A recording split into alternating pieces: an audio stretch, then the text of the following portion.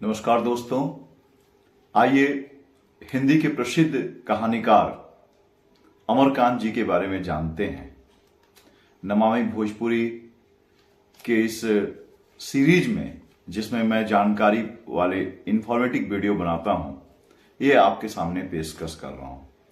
अमरकांत जी हिंदुस्तान में ऐसे कहानीकार हुए जिनकी बहुत कम चर्चा हुई, लेकिन प्रेमचंद युगीन परंपरा प्रेमचंद के बाद में आप देखेंगे कि नई कहानी और खासकर प्रगतिशील कहानियों का यथार्थ, जो जीवन के यथार्थ से जो जुड़ाव है, उन कहानियों में अमरकांत का नाम बड़ी आदर से लिया जाता है।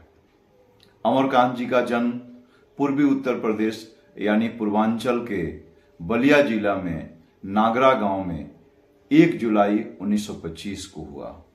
इनके पिता वकालत करते थे, जिनका नाम था श्री सीताराम वर्मा, एवं माताजी का नाम अनंती देवी था। घर में वैसा कोई साहित्यिक माहौल तो नहीं था, लेकिन इनके पिताजी नाटकों में भाग लेते थे। जैसा कि प्रसिद्ध साहित्यकार अमरकांत जी ने बताया कि पिताजी बड़ी नाटकीय अंदाज से थे और इसका इनके व्यक्तित्व पे प्रभाव पड़ा।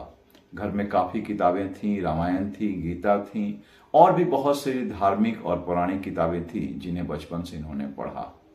अमरकांत जी बहुत साधारण स्कूल में शिक्षा दीक्षा लिए, लेकिन जब वे बड़ा हुए तो उन्होंने हिंदी की सेवा करने की ठानी और इसी हिंदी की सेवा करने के हेतु उन्होंने आगरा में जाकर सैनिक पत्रिका में हिंदी पत्रकार के रूप में काम करने लगे।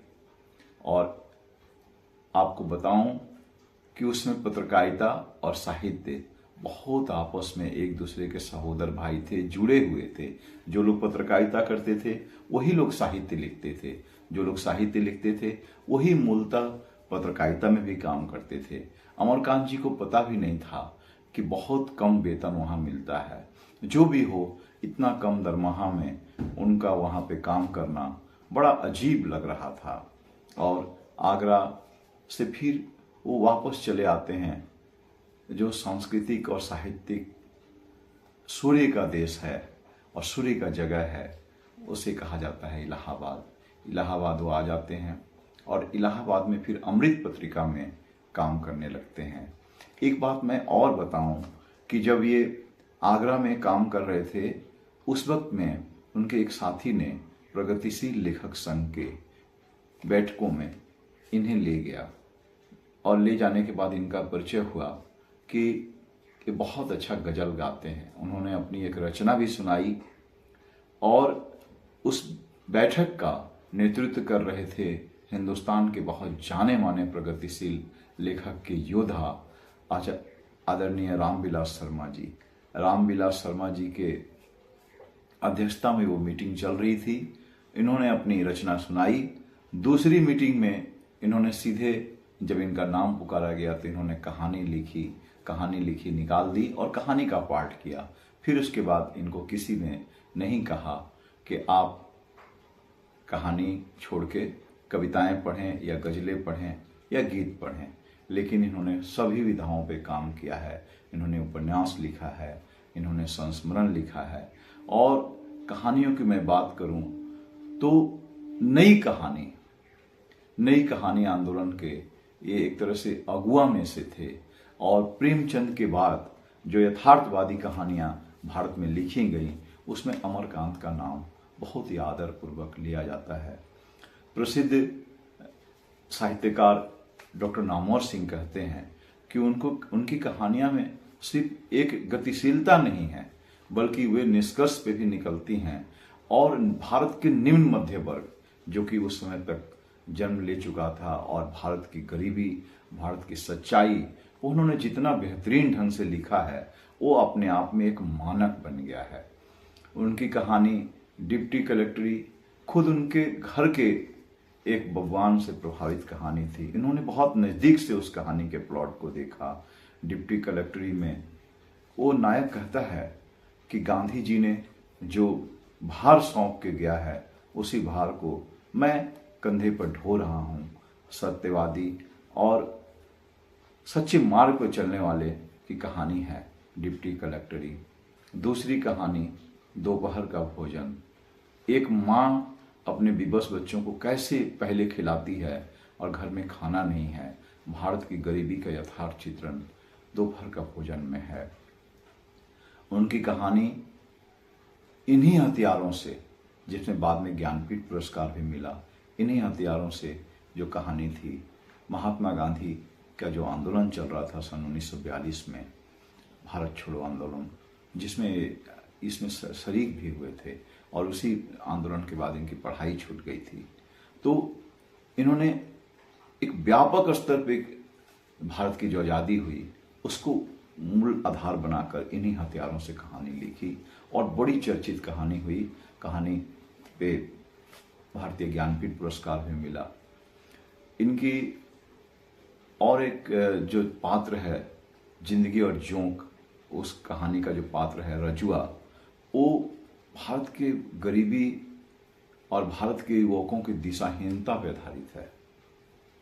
इन्होंने जो पात्र गढ़ा है वो निश्चित तौर के प्रेमचंद के जो पात्र थे कफन के, उसके पात्रों के बहुत करीब है। रजुआ का चरित्र रचना इतना आसान नहीं था। अमरकांत जी का जन्म पूर्वांचल में हुआ, तो इसलिए इनकी भाषा में बहुत सारे व्यंग और बहुत सारे देशज शब्दों का भी प्रयोग होता है। प्रसिद्ध प्रोफेसर और रचनाकार मैनेजर पांडे जी कहते हैं कि एंगल्स का कहना है कि अगर आपकी रचना में विचारधारा आ जाती है, आपकी रचना में विचारधारा आ जाती है तो आपकी रचना बहुत दूर तलक जाती है और रचना का जीवन बहुत लंबा हो जाता है। तो निश्चित तौर पे उस समय का जो आंदोलन चल रहा था, खासकर प्रगतिशील लेखक संघ का जो आंदोलन चल रहा था, और उन बैठकों में वो जाते थे और उनके पूरे लेखन में प्रगतिशीलता का दर्शन मिलता है। बल्कि कुछ लोग कहते हैं कि भारत में जो निम्न मध्यम वर्ग जो पैदा हुआ था, भारत की जो सच्चाई थी, भारत की जो यथार्थवादी स्थितियां थी, उसको उन्होंने बहुत सुंदर अपने कलम से उकेरा है। और इनकी बाल साहित्य पे भी काम हुआ है। इनके द्वारा संस्मरण भी लिखे गए, उपन्यास भी लिखे गए।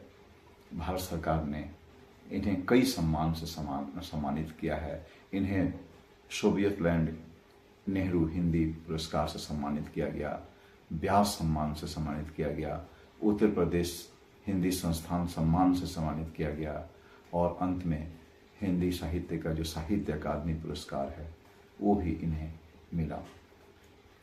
इनकी जो बहुत चर्चित रचना है इन्हीं हथियारों से, वो आज के युवाओं को पढ़ना चाहिए। कैसे देश की आज़ादी में सब कुछ अपना कुर्बान कर दिया। आज़ादी के बाद तो स्थितियां बदली हैं, आज़ादी के बाद लोग अपने कुर्बानियों की कीमत वसूलने लगे हैं, लेकिन अमरकांत जी ने इन सारी बातों को अपनी कहानियों का केंद्र बिंदु बनाकर एक अद्भुत साहित्य गढ़ा है, जिसे हिंदी साहित्य आज बहुत समृद्ध हुआ है। आज बहुत ही शिद्दत से उनको याद करने का मन किया। इतना ध्यान से आप सुने, मुझे बहुत अच्छा लगा। और अंत में एक लाइन भोजपुरी में उनके बारे में गा देता हूँ। सबका के शिव जी आना धाना सुनवा, सबका के दिहला शिव जी आना धाना सुनवा, हमरा के शिव जी दिहला दू परिवार, अपना परिवार के लेके हम सुतेली दुआर, हो बोलेला हुआर हो। सबका के शिव जी दिहला आना धाना सुनवा, हमरा के शिव जी दिहला टूटल छपरा, ओही छपरवा में लेके सुतीला आपन परिवार। सुत जाए बबुआ सुत जा भइल रात, जंगल में बोलेला हुड़ार। बहुत बहुत आपको नमस्कार। और संजय पाठक स्नेही और नमामि भोजपुरी फाउंडेशन की तरफ से नमस्कार स्वीकार कीजिए।